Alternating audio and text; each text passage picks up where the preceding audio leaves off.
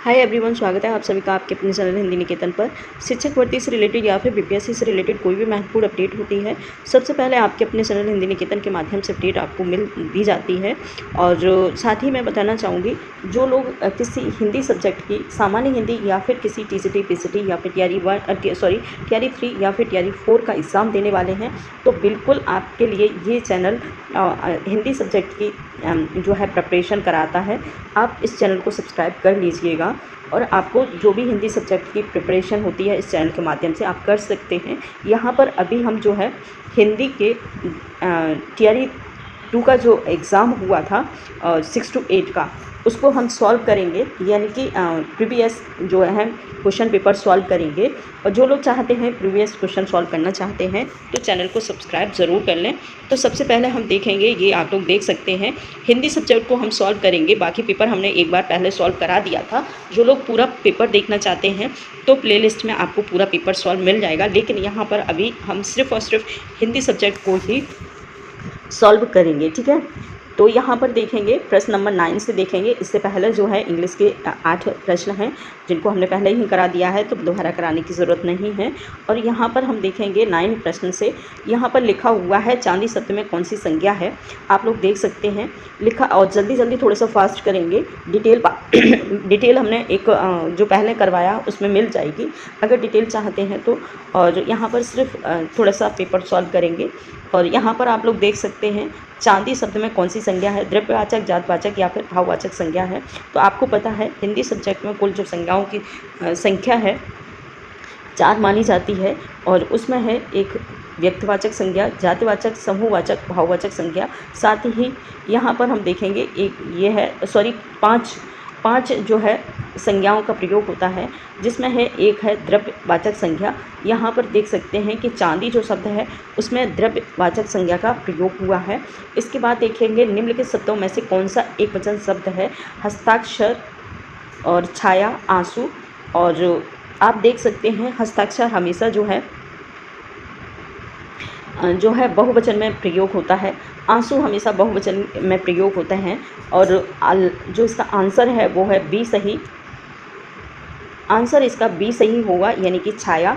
छाया एक वचन शब्द है, ठीक है। इसके बाद हम देखेंगे हिंदी शब्दकोश में श का क्रम किस वर्ड के बाद आता है। तो आप लोग देख सकते हैं जो जिसे हम क्षत्रिय ज्ञान बोलते हैं, क्षत्रिय वाला छ जो है उसका क्रम क्या है हिंदी शब्दकोश में, ठीक है। वर्डमाला में नहीं, शब्दकोश में आप थोड़ा सा प्रश्न को समझने की कोशिश करेंगे। और यहाँ पर शब्दकोश में पूछा है तो त्र के पश्चात आता है ज्ञा के या फिर आता है का के। तो आंसर इसका जो हो जाएगा वो हो जाएगा का के बाद जो है शब्दकोश में छ का प्रयोग किया जाता है, क्षत्रिय वाले छ का प्रयोग किया जाता है, ठीक है। इसके बाद हम देखेंगे प्रश्न नंबर 12। प्रश्न है जिसकी यह पुस्तक है उसे लौटा दो। इस वाक्य में कौन सा सर्वनाम है। सर्वनाम आपको पता है हमारी हिंदी भाषा में जो सर्वनामों की संख्या है टोटल 6 मानी गई है। और सर्वनाम संज्ञा के स्थान पर प्रयोग होने वाले जो शब्द होते हैं उन्हें सर्वनाम कहा जाता है।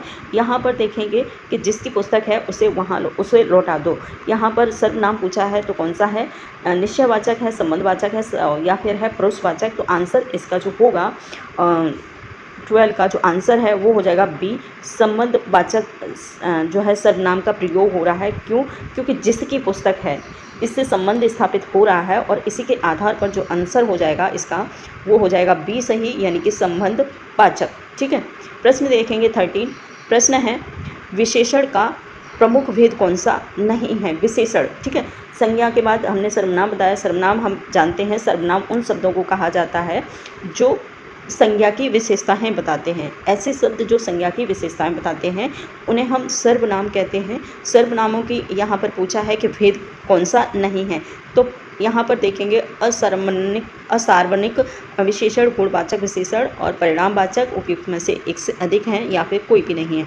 आंसर 13 का देखेंगे ए सही हो जाएगा। असार्वजनिक विशेषण नहीं होता है, बाकी ये दोनों ही विशेषण के भेद हैं, ठीक है। प्रश्न देखेंगे नेक्स्ट दूसरा। प्रश्न है निम्नलिखित में से कौन सा अशुद्ध शब्द है। विवश है, लगान है, आगामी है, उपयुक्त में से इससे अधिक है या फिर है कोई भी नहीं। तो आंसर हो जाएगा ए सही, बी वत्स जो लिखा हुआ है वो सही नहीं है। बाकी ये दोनों ही शब्द जो है सही लिखे हुए हैं। ठीक है, प्रश्न देखेंगे इसके बाद। नेक्स्ट 15 प्रश्न है, निम्नलिखित में से कौन सा जो शुद्ध वर्तनी वाला शब्द है। शुद्ध शब्द बताना है। क्षत्रिय, क्षत्रिय या फिर उज्ज्वल, या फिर कोई भी नहीं है, या में से एक से अधिक है। आंसर हो जाएगा प्रश्न नंबर 15 का ए सही। ठीक है, इसके बाद देखेंगे प्रश्न नंबर 16। प्रश्न है, निम्नलिखित में से कौन सा तत्सम शब्द है। तो आप देख सकते हैं, घर है, स्नेह है, छेद है, उपयुक्त में से एक से अधिक है, या फिर है कोई भी नहीं। तो आंसर हम देखेंगे प्रश्न नंबर 16 का। आंसर हो जाएगा बी सही। स्नेह जो है एक तत्सम शब्द है। तत्सम शब्द वो शब्द होते हैं जो संस्कृत से हिंदी में आए हुए शब्द प्रयुक्त होते हैं। ठीक है, उन्हें हम तत्सम शब्द कहते हैं। इसके बाद आंसर देखेंगे, प्रश्न देखेंगे 17। निम्नलिखित में से कौन सा विदेशी शब्द है। बाघ है, परीक्षा है, चाय है। आंसर हो जाएगा इसका प्रश्न नंबर 17 का सी सही। चाय जो है हमारे इंडिया का, हमारी भारत का शब्द नहीं है। बाकी जो है ये चाय विदेशी शब्द है। तो आंसर हो जाएगा विदेशी शब्द पूछा है। ठीक है, प्रश्न देखेंगे 18। प्रश्न है, रचना के आधार पर जिन शब्दों के खंड सार्थक न हो उन्हें कौन सा शब्द कहा जाता है। यहाँ पर आप लोग थोड़ा सा ध्यान देखिएगा। लिखा है, रचना के आधार पर जिन शब्दों के खंड सार्थक ना हो। ठीक है, जिन शब्दों के खंड सार्थक ना हो उन्हें कौन सा शब्द कहा जाता है। यहाँ पर देखेंगे, रूढ़ शब्द कहा जाता है, योग रूढ़ कहा जाता है, या फिर यौगिक शब्द कहा जाता है। प्रश्न थोड़ा सा अटपटा है देखने में, और जहाँ इसकी जो है भाषा शैली है थोड़ी सी गड़बड़ी है, लेकिन बट प्रश्न को हम समझेंगे तो पूरा प्रश्न समझ आ जाएगा। रचना के आधार पर आपने देखा होगा 3 भाग किए जाते हैं। 3 भाग होते हैं। पहला होता है रूढ़, दूसरा होता है योग रूढ़, दूसरा होता है यौगिक, और तीसरा जो भेद है वो है योग रूढ़। रूढ़ शब्द वो शब्द होते हैं जो हमारी हिंदी भाषा में पुरानी परंपराओं से पूर्व से जैसे कि तैसे ही चले आ रहे होते हैं, उन्हें हम रूढ़ शब्द कहते हैं। यौगिक शब्द वो होते हैं जो सार्थक शब्दों के माध्यम से जो शब्द बनते हैं, जैसे पाठशाला। ठीक है, यहाँ पर 2 शब्दों का मेल हुआ है। लिखा है पाठ और शाला, और एक शब्द बनता है पाठशाला, शाला, जिसमें हम कह सकते हैं विद्यालय को कहा जाता है पाठशाला। तो ये शब्द हो गया है यौगिक शब्द, क्योंकि ये 2 शब्दों के योग से बना है। बात आती है योग रूढ़ शब्द की। योग रूढ़ शब्द में जो है रूढ़ शब्दों का योग किया जाता है। तो इसके बाद हम जो देखेंगे आंसर इसमें जो होगा वो हमारा हो जाएगा प्रश्न नंबर 18 का ए सही। ठीक है, ए सही, जिसके खंड ना हो। ठीक है, सार्थक खंड नहीं होते, और इसमें एक ही शब्द होता है, एक ही शब्द जो शब्द होता है एक ही शब्द से बनता है, जिसे हम रूढ़ शब्द कहते हैं। ठीक है, तो आंसर इसका हो जाएगा, वो हो जाएगा ए सही। प्रश्न देखेंगे हम नेक्स्ट, दूसरा प्रश्न नंबर है 19। निम्नलिखित में से किस वाक्य में अकर्मक क्रिया का प्रयोग हुआ है।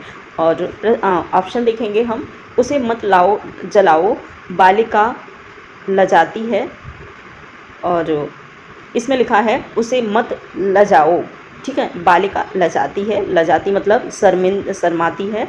दूसरा है सेवक नदी से गागर भरता है।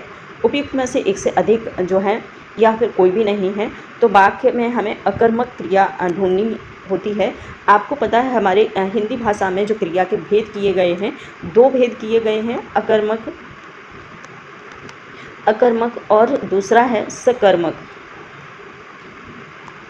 ठीक है, अकर्मक और सकर्मक। अकर्मक क्रिया में जो होता है कहीं न कहीं क्रिया का लोप दिखाई देता है, और उसे हम अकर्मक क्रिया कहते हैं। साथ ही सकर्मक क्रिया जो होती है वो क्रिया के साथ में शब्द के साथ चलती है, उसे सकर्मक क्रिया का प्रयोग सकर्मक क्रिया कहते हैं। और यहाँ पर हमें बताना है कि इस वाक्य में, इन शब्दों में अकर्मक क्रिया का कौन सा भेद है। ठीक है, कौन सा वाक्य है, तो यहाँ पर प्रश्न नंबर 19 का देखेंगे, बालिका लजाती है। ठीक है, आंसर हो जाएगा इसका बी सही। प्रश्न देखेंगे 20। निम्नलिखित में से कौन सा देशज शब्द है? आपको पता है हमारी हिंदी भाषा में बहुत सारे अन्य देश की भाषाओं का मेल होता है, मेल होकर जो है हिंदी भाषा में प्रयुक्त हुई हैं। तो यहाँ पर हमें देशज जो शब्द है वो बताना है, यानी कि हमारे देश के जो हमारे भारत के जो शब्द हैं उनको बताना है। पहला है ऑप्शन आवारा, भौरा, परवल। उपयुक्त में से एक से अधिक हैं या फिर है कोई भी नहीं। तो आंसर इसका जो हो जाएगा कॉमन सा आंसर है। प्रश्न नंबर 20 का हम देखेंगे, आंसर हो जाएगा बी सही, भौरा।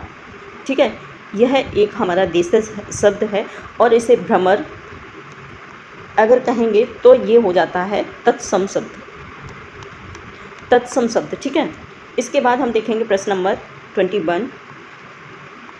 प्रश्न नंबर देखेंगे 21 को, लिखा है निम्नलिखित में से कौन सा शब्द रूढ़ शब्द नहीं है? ठीक है, रूढ़ शब्द पूछा है कि कौन सा नहीं है। ऑप्शन है, रूढ़ शब्द हमने बता दिए थे, ऊपर एक प्रश्न आया था उसमें।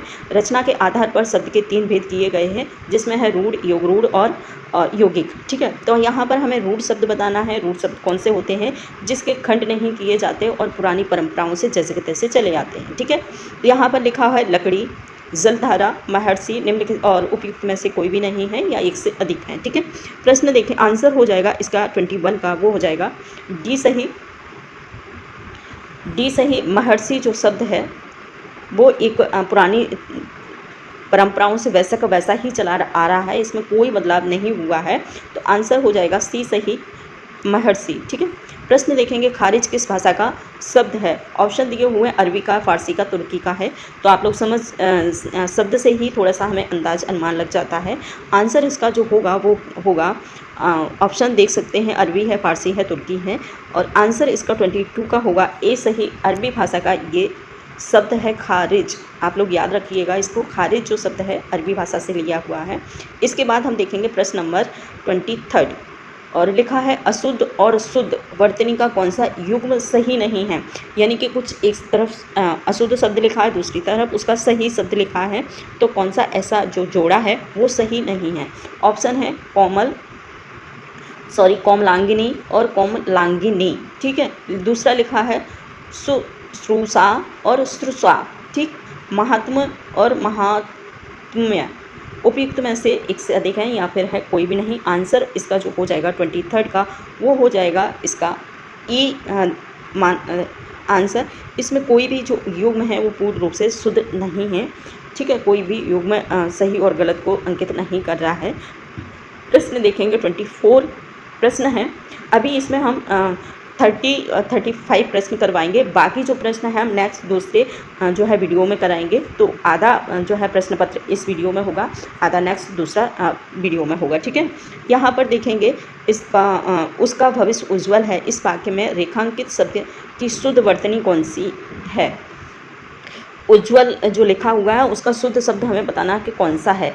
उज्ज्वल, उज्ज्वल और उज्ज्वल। ठीक है, आंसर हो जाएगा इसका, आप लोग खुद भी इसको समझ पा रहे होंगे, आंसर हो जाएगा ए सही। उज्ज्वल में जो है ऐसे करके ये होता है। ठीक है, उज्ज्वल आधा जो है जा आता है, सॉरी ऐसे करके उज्ज्वल। ठीक है, आधा 2 बार जा आता है तो उसे हम शुद्ध वर्तनीय शब्द मानते हैं। प्रश्न देखेंगे तो 35 को, एक छोटी सी आकृति, प्रश्न है, एक छोटी सी आकृति का चमकीला वर्ग जो स्क्रीन पर किसी चिन्ह की स्थिति को स्पष्ट करता है उसे क्या कहते हैं? कर्सर कहते हैं, चिप कहते हैं, कमांड कहते हैं या फिर उपयुक्त में से एक से अधिक। तो ये है आपका आ गया है कंप्यूटर से संबंधित हिंदी का प्रश्न। ठीक है, तो यहाँ पर आप लोग देख सकते हैं कि एक चमकीला सा कोई वर्गकार का एक चिन्ह होता है और जो है स्थिति को स्पष्ट करता है। ठीक है, उसे क्या बोलते हैं? प्रश्न देखेंगे 25 का आंसर हो जाएगा ए सही। उसे हम कर्सर बोलते हैं, आप सभी लोग जानते होंगे, कंप्यूटर सभी चलाते हैं। इसके बाद हम देखेंगे प्रश्न नंबर 26, कुरुक्षेत्र के लेखक कौन है? ये रचना से संबंधित प्रश्न है और हरि ओधो जी हैं, श्रीधर पाठक है, मैथिली शरण गुप्त हैं या फिर उपयुक्त में से कोई भी नहीं, एक से अधिक है। आंसर हो जाएगा इसका आंसर हो जाएगा इसका ई सही। इसमें से कोई भी इसका जो है कुरुक्षेत्र का लेखक नहीं है। दिनकर जी की, रामधारी सिंह दिनकर की ये महत्वपूर्ण रचना है। रामधारी सिंह दिनकर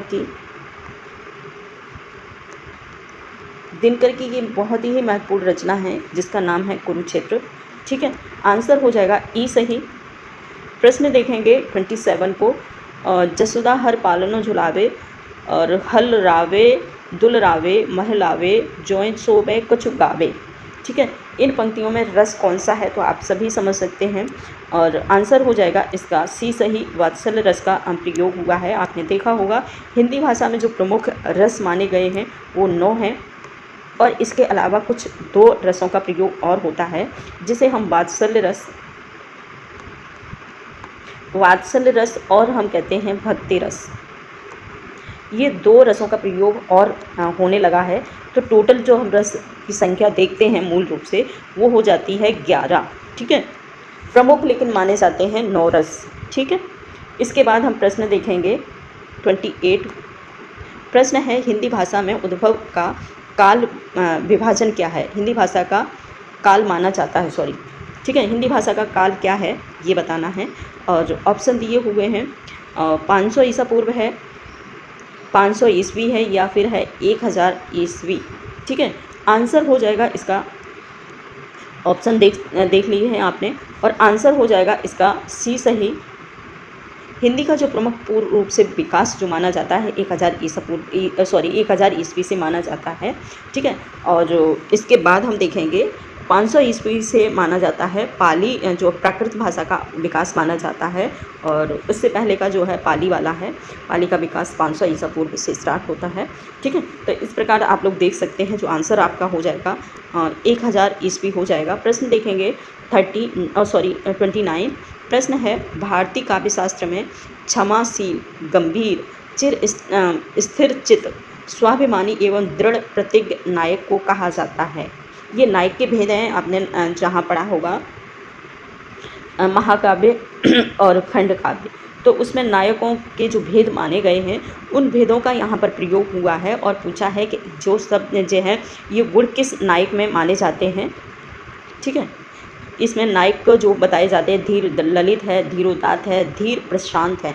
3 प्रकार के नायक मूल रूप से हमारे महाकाव्य में प्रयुक्त होते हैं और उन्हीं के जो गुण हैं तो ये देखना है कि जो ये गुण ऊपर दिए हों किस नायक में प्रयुक्त होते हैं। प्रश्न नंबर 29 का हम आंसर देखेंगे। आंसर हो जाएगा बी सही, धीरोदात्त। ठीक है, धीरोदात्त जो नायक होता है वो सर्वश्रेष्ठ नायकों में माना जाता है और वही सारे ये गुण संपन्न होता है जो ऊपर दिए हुए हैं। ठीक है, प्रश्न देखेंगे 30 को। प्रश्न है जिन शब्दों पर लिंग वचन कारक का प्रयोग प्रभाव न पड़े वे शब्द क्या कहे जाते हैं।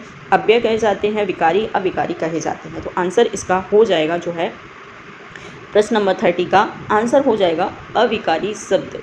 ठीक है, अविकारी शब्द ऐसे शब्द जो जिन पर किसी संज्ञा, सर्वनाम या फिर क्रिया विशेषण का प्रभाव नहीं लिंग या वचन का प्रभाव नहीं पड़ता है उन्हें हम अविकारी शब्द कहते हैं। अविकारी शब्दों की जो संख्या है वो मूल रूप से 4 मानी गई है। ठीक है, तो आंसर हो जाएगा हमारा ए सही।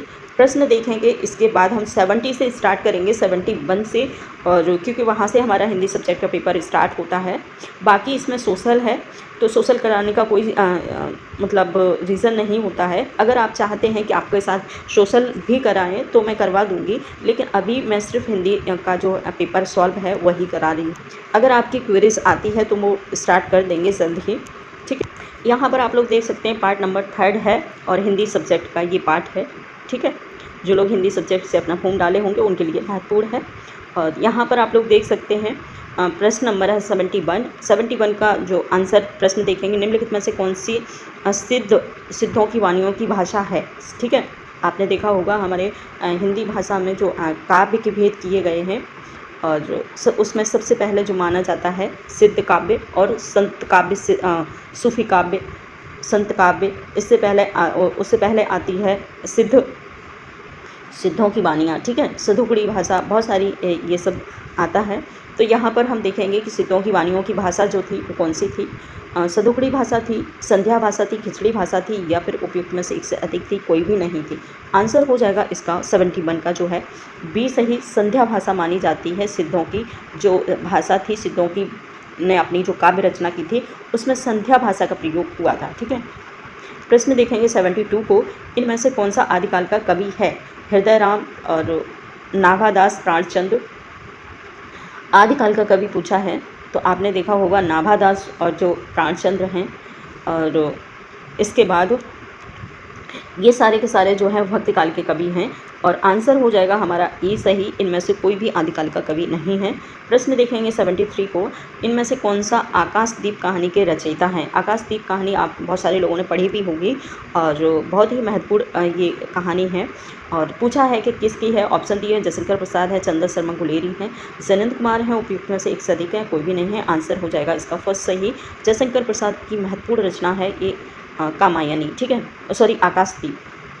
ठीक है, आंसर हो जाएगा इसका फर्स्ट सही, आकाशदीप। प्रश्न देखेंगे 74 को। प्रश्नों की संख्या थोड़ी सी ज़्यादा है तो इसलिए थोड़ा सा ज़्यादा स्पीड से पढ़ाना पड़ रहा है। जिन लोगों को डाउट कोई भी किसी प्रकार का डाउट होता है तो कमेंट के माध्यम से आप डाउट क्लियर कर सकते हैं। यहाँ पर देखेंगे प्रश्न नंबर 74 है, इनमें से कौन सी लॉर्ड कर्जन के शासन पर करारा घातक करने वाले लेखक हैं? ठीक है, लॉर्ड कर्जन के शासन पर किसने अपनी रचनाओं का जो है रचनाएं लिखी हैं? ठीक है, ऑप्शन है माधव मिश्र हैं, सुदर्शन हैं, बाल मुकुंद हैं, उपयुक्त में से कोई भी नहीं है, ये एक से अधिक हैं। ठीक है, तो आंसर हो जाएगा 74 का सी सही। बाल मुकुंद के द्वारा ये महत्वपूर्ण रचना इनके शासनकाल पे, लॉर्ड कर्जन के शासनकाल पर एक व्यंग लिखा हुआ है और उसी का यहाँ पर चर्चा हुई है। आंसर हो जाएगा सी सही, बाल मुकुंद गुप्त। ठीक है, प्रश्न देखेंगे हम 75 को। सिद्ध कवियों में से कौन सी सर्वप्रथम माने जाते हैं? सिद्ध कवि जो हैं सबसे पहले कवि कौन से हैं? ऑप्शन दिया हुआ लुआप्पा है, कडप्पा है, सरप्पा है। आंसर हो जाएगा सी सही। सरहप्पा को सबसे श्रेष्ठ कवि माना जाता है सिद्धों में, और सिद्धों की संख्या जो है 84 मानी जाती है, 84। ठीक है, 84 सिद्धों की संख्या मानी जाती है। उनमें से एक जो सबसे श्रेष्ठ कवि माने जाते हैं सिद्धों में वो है सरहप्पा। ठीक है, प्रश्न देखेंगे 76 को। निम्नलिखित में से कौन सा राम काव्य परंपरा के कवि हैं? ठीक है, राम काव्य परंपरा के कवि हैं। ऑप्शन दिया हुआ है प्राणचंद्र हैं, तुलसीदास हैं, नंददास हैं और हैं। उपयुक्त में से एक से अधिक है, यहाँ कोई भी नहीं है। प्रश्न नंबर 76 का आंसर जो हो जाएगा डी सही हो जाएगा। आंसर है डी सही होगा। ठीक है, एक से अधिक तुलसीदास और प्राणचंद दोनों ही जो है राम काव्य परंपरा के कवि हैं। नंददास हैं जो कृष्ण काव्य परंपरा के कवि माने जाते हैं। ठीक, प्रश्न देखेंगे 76 को। निम्नलिखित में से कौन से अज्ञे विरचित कहानी है? ठीक है, अज्ञे के द्वारा कौन सी कहानी लिखी गई है? आपने देखा होगा अज्ञे ने मूल रूप से जो है काव्य रचना ज़्यादा लिखी है। ठीक है, लेकिन यहाँ कहानी पूछा है कौन सी कहानी लिखी है उन्होंने। ऑप्शन दिया है गुंडा है, बेपतगा है, काला आदमी है। उपयुक्त में से एक से अधिक या फिर है कोई भी नहीं। प्रश्न है 77। ठीक है, आंसर हो जाएगा इसका बी सही। बेपतगा इनकी बहुत ही महत्वपूर्ण रचना मानी जाती है। और ठीक है, गुंडा जो कहानी है वो जयशंकर प्रसाद की है। ठीक है, बेपतगा कहानी जो है अज्ञे के द्वारा लिखित कहानी है। प्रश्न देखेंगे इनमें से विद्यापति के पिता का नाम क्या है? ठीक है, विद्यापति के पिता का नाम पूछा है। ऑप्शन है कुलपति कमलापति ठाकुर है, उमापति ठाकुर है, रमापति ठाकुर है। आंसर हो जाएगा जो है विद्यापति के पिताजी का जो नाम है। प्रश्न नंबर है 78। आंसर हो जाएगा इनमें से कोई भी नहीं नाम दिया हुआ है अभी। आंसर हो जाएगा इसका ई सही, क्योंकि इसमें से कोई भी नाम विद्यापति के पिताजी का नाम नहीं है। विद्यापति के पिता का नाम जो है गणपति ठाकुर था। ठीक है, गणपति ठाकुर नाम है विद्यापति के पिताजी का। ठीक है, प्रश्न देखेंगे 78 प्रश्न देखेंगे 79। ठीक है, लिखा है रोबहु सबको मिल के आभो भारत भाई, हाहा भारत दुर्दशा न देखी साय। निम्नलिखित में से कौन उपयुक्त पंक्तियों के रचयिता हैं?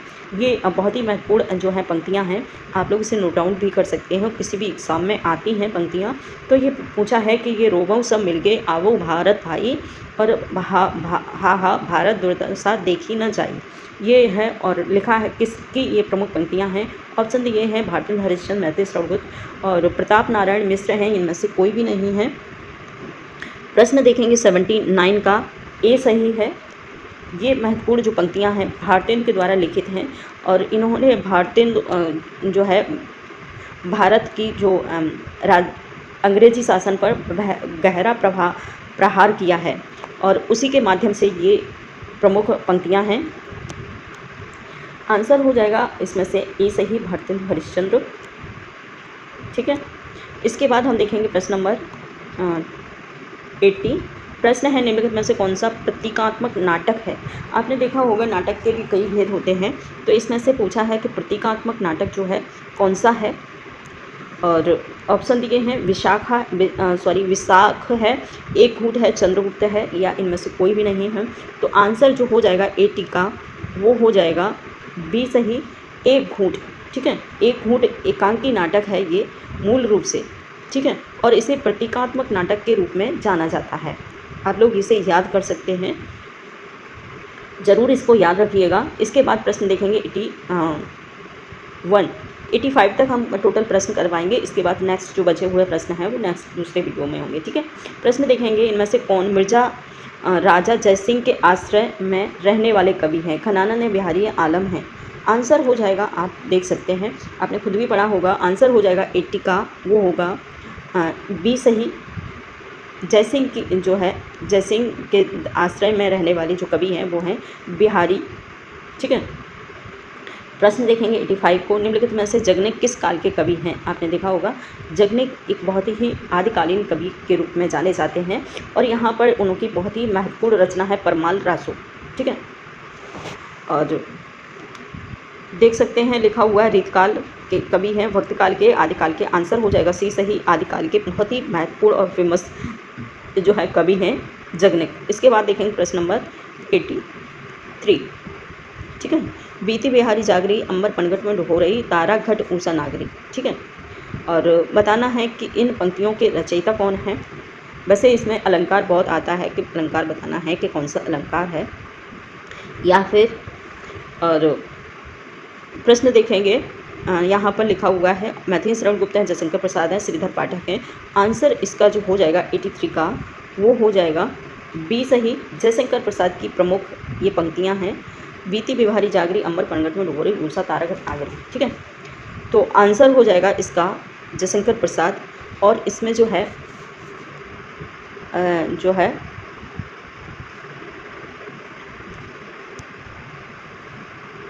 आंसर इसका जो है हो जाएगा जयशंकर प्रसाद। ठीक है, इसके बाद मैं कुछ और बताना चाह रही थी इसमें, लेकिन अब वो चीज़ दिमाग से उतर गई तो मैं नहीं बता पा रही हूँ। ठीक है, इसके बाद हम प्रश्न देखेंगे 84 को। प्रश्न है निम्नलिखित में से कौन सा भारत भारतीय काव्य के रचयिता हैं। भारत भारतीय काव्य किसने रचा है।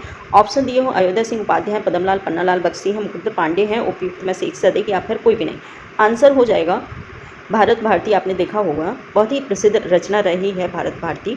आंसर हो जाएगा 84 का वो हो जाएगा ई सही। ठीक है, और ये है भारत भारती जो रचना है मैथिली शरण गुप्त की है। ठीक है, मैथिली शरण गुप्त की महत्वपूर्ण रचना है। प्रश्न देखेंगे लास्ट और 85 प्रश्न है, और इनमें से कौन सी गऊ घाट पर निवास करने वाले कवि हैं। आपने जिनकी बायोग्राफी पढ़ी होगी कवियों की, तो आपको पता होगा कि गऊ घाट पर निवास करने वाले कौन से महत्वपूर्ण कवि थे। ऑप्शन दिए हुए नावादासन, सूरदासन, तुलसीदासन। ठीक है, और आंसर इसका जो हो जाएगा वो हो जाएगा बी सही, यानी कि सूरदास। आपको पता है सूरदास गऊ घाट के पर इनकी आंखें नहीं थी, तो उनके जो माँ बाप थे वो वहीं पर इनको छोड़कर चले गए थे। ठीक है, तो इसीलिए ये इनका जो संबंध है गऊ घाट से संबंध जो है सूरदास जी का है। आंसर इसका जो हो जाएगा वो हो जाएगा बी सही। ठीक है, इसके बाद आज इतना ही। इससे जो बचा हुआ पार्ट है वो हम कल नेक्स्ट दूसरे वीडियो में शेयर करेंगे। ठीक है, थैंक यू, बाय बाय।